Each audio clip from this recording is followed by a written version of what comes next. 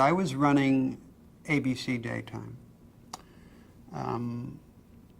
And when I was very young, and my boss called me in, Edgar Sherrick, who was also my mentor, and he said to me, how would you like to be head of daytime programming? I said, well, I've never watched daytime programming, so I don't know anything about it. He said, well, that makes you eminently qualified. And he said, you can be the head of daytime programming. And I was only a director of program development in New York. And I thought, wow. All my friends immediately, including Aaron Spelling, said to me, daytime television? You can't go into daytime television. That's terrible. And you'll be out of the mainstream. You'll be forgotten. But I thought, well, they're going to let me do what I want to do. I can be the head. It's like my own little company. And so I went back and I said, okay, I want to be a vice president. I want to raise to $30,000 a year. And I want a development fund to develop new shows. And Edgar said, why would you need a development fund? I said, well, we have one at night. I need one in daytime. And he said, all right, well, you can have $100,000 for your entire development fund. And he said, one thing I want you to know, though, you'll be back in nighttime in 18 months. And I said, why? And he said, because our ratings are so low that we get about a 6 share of audience, of the audience, and NBC and CBS have about a 30 share each. It was just the 3 networks back then. And our programming ratings are so low, our affiliated stations have said they don't want to carry our programming anymore. But they asked us to provide programming for 18 more months until they could get their local programming together to replace us. So I said, so I'm already out of business? He said, yeah. So everybody said, well, that's crazy. You can't go into a job that's already over. But I looked upon it the other way. As long as I was going out of business in 18 months, I couldn't fail. I was already out of business, so I could do whatever I wanted. And if I got lucky, who knew? And he said, you know, you can basically do whatever you want, just don't get us into trouble. And so I took the gamble, and it was great. It was one of the most fun experiences I've ever had. We came up with a Dick Clark show that summer called Where the Action Is, and then we did the dating game and the newlywed game. And then one day, I was asleep. It was very early in the morning, and my phone rang in my apartment in New York, and a man named Dan Curtis called me.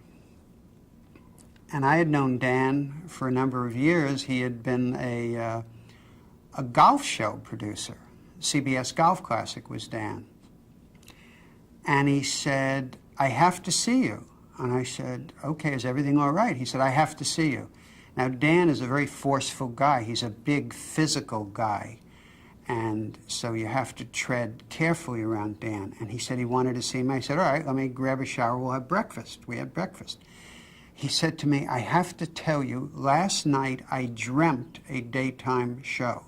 Now, Dan Curtis talking about daytime television is almost an oxymoron. I mean, it would be the last thing you'd think that Dan Curtis would do, other than perhaps a fashion show. I said, you dreamt a daytime television series? He said, yes, I did. It's a drama. Let me tell you about it. I said, okay.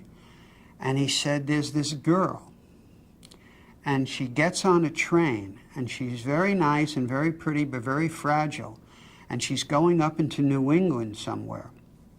And she's going to be the governess for a man who's a very scary kind of guy who lives on this big, lonely... I said, Dan, let me stop you for a second. You're telling me the story of Jane Eyre.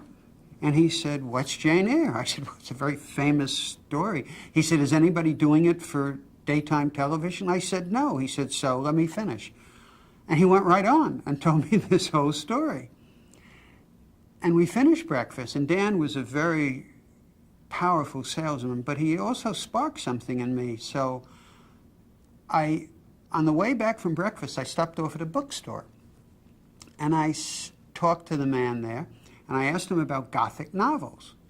Do you sell a lot of Gothic novels? And he showed me whole sections devoted to Gothic novels that you really didn't hear of. They weren't on bestseller lists, but they sold a ton of them, and to women. I thought, aha. Because again, at ABC, when you're trying to get up from a 6 share, you better come up with something different. I thought, this sounds like something different. I called Dan, and he got a writer, and we developed a show called Dark Shadows. This gothic, but rather tame gothic daytime serial.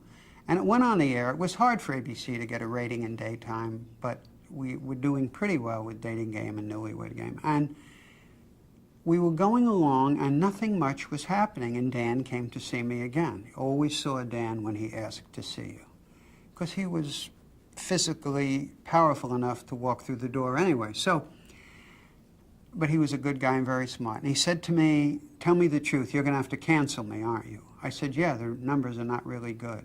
He said, then let me take the lid off. I said, what do you mean by that, Dan? He said, let me really push the envelope. I said, okay, just as long as broadcast standards doesn't, you know, say you can't do it. He said, well, they'll say I can't do it, but let me handle them. I said, okay. He said, what do you got to lose? You're going to have to cancel me anyway. Let me do these next 13 weeks the way I want to do it. And so he did it.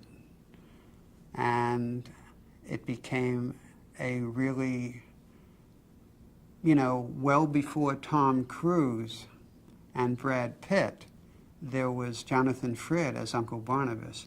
And suddenly, the ratings took off. They just took off like it was going in an elevator.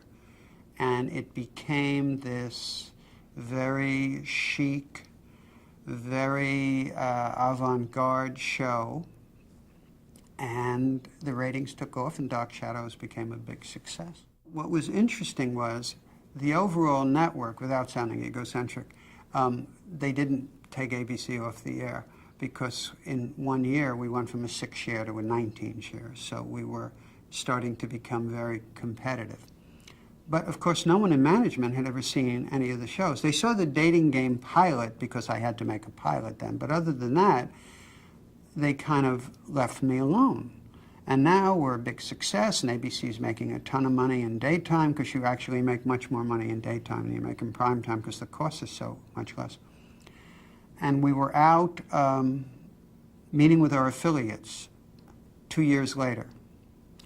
And we were sitting in a hotel suite. And there I am with the president of the network and the chairman of the board, Leonard Goldenson. And he said, well, we have about an hour to kill. Let's watch our daytime schedule. And I knew what was on the air. I knew it was Dark Shadows. And I said, no, all of our shows are over because, see, they get played much earlier here. And the president said, no, they're not. We rebroadcast them. We don't play them at 6 o'clock in the morning. We play them in their regular time. Let's tune it on. I said, I don't think that's a good idea. We should go anyway, traffic. And they said, no, no, no, let's watch. They turned on, and there was Dark Shadows. And it was a scene in which his niece, Jonathan's niece, Uncle Barnabas's niece, was on the balcony. And she said, oh, what a beautiful night. It's a full moon. And Barnabas looked up and said, yes, it is, my dear, and leaned forward, and then and opened his mouth, and we cut to commercial.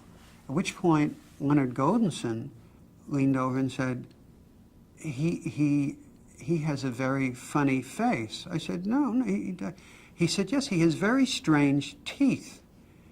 I said, not really, no. And Tom Moore, the president, said, yeah, Leonard is right. He has very weird teeth. Why is he leaning over her neck that way? And I said, because he's a vampire. And Tom said, we better get going because we're late, and turned off the set. And that was the only discussion we ever had about Dark Shadows.